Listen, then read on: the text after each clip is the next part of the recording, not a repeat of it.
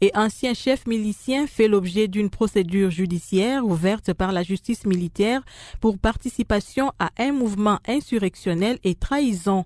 Un mandat de comparution à son encontre a été émis le 23 septembre dernier par l'avocat général militaire près la cour militaire de l'Ituri.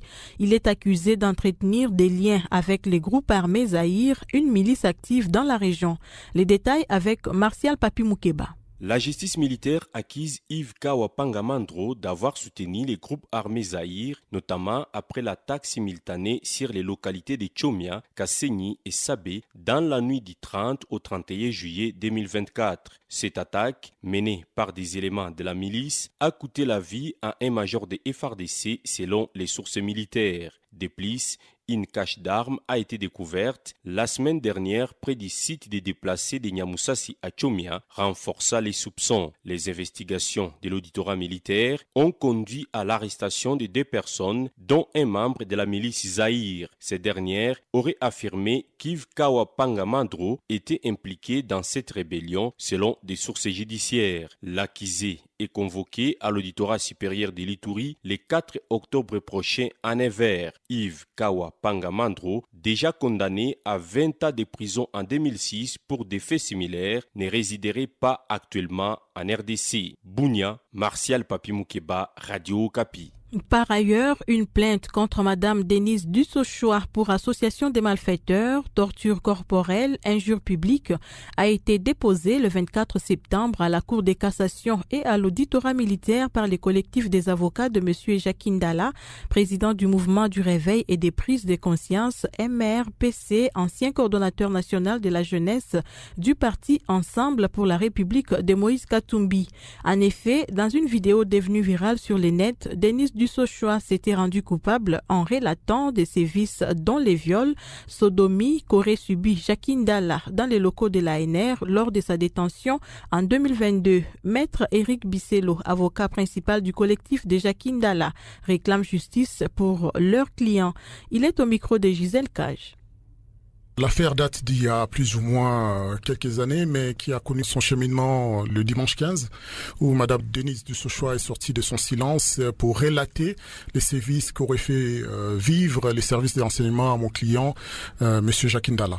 Et sachant que ce sont des sévices assez graves, notamment on parlerait de viol, de sodomie, mais également d'enregistrement, des humiliations. Il y a d'autres révélations qui sont beaucoup plus graves, qui n'ont pas encore été dévoilées. Donc nous sommes dans une phase instructionnelle, mais devant le silence des cours et tribunaux, il nous fallait prendre l'action et puis faire reconnaître M. Jacques Ndala comme étant non seulement victime des sévices pratiqués par les agents de l'ANR selon Mme Dussochoa. Nous avons pensé que Mme Dussochoa pouvait être arrêtée pour association de malfaiteurs, viol commis par les personnes qui ont autorité sur la victime, parce que le viol se serait passé dans les locaux de ANR. Quand elle est sortie devant les caméras, c'était pour humilier une personnalité publique qui se bat pour la République, pour la jeunesse, mais également pour les valeurs.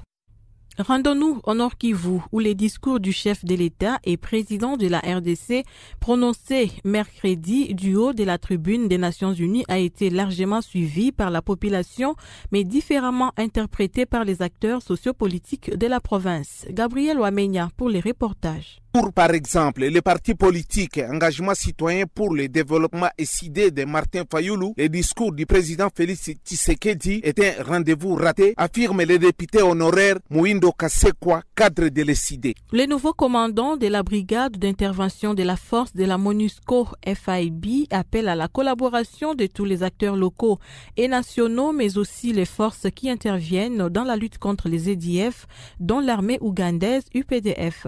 Pour le général Richard Tobias, ce n'est qu'ainsi que l'on vaincra définitivement la rébellion des EDF.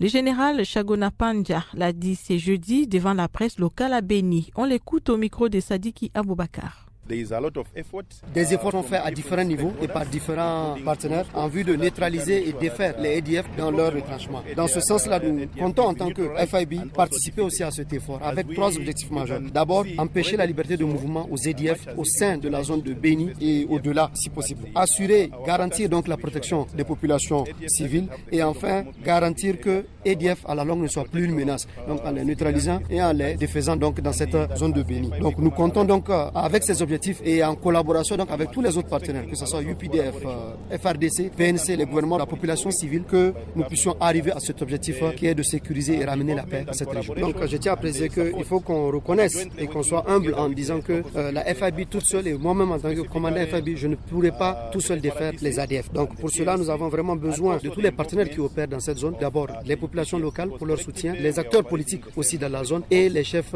traditionnels et locaux. Our objective is one. La Commission électorale nationale indépendante a déposé mercredi dernier son rapport annuel à l'Assemblée nationale pour examen au cours de cette session. Dans le cadre du rapprochement entre les deux institutions, les bureaux de la CENI conduits par son président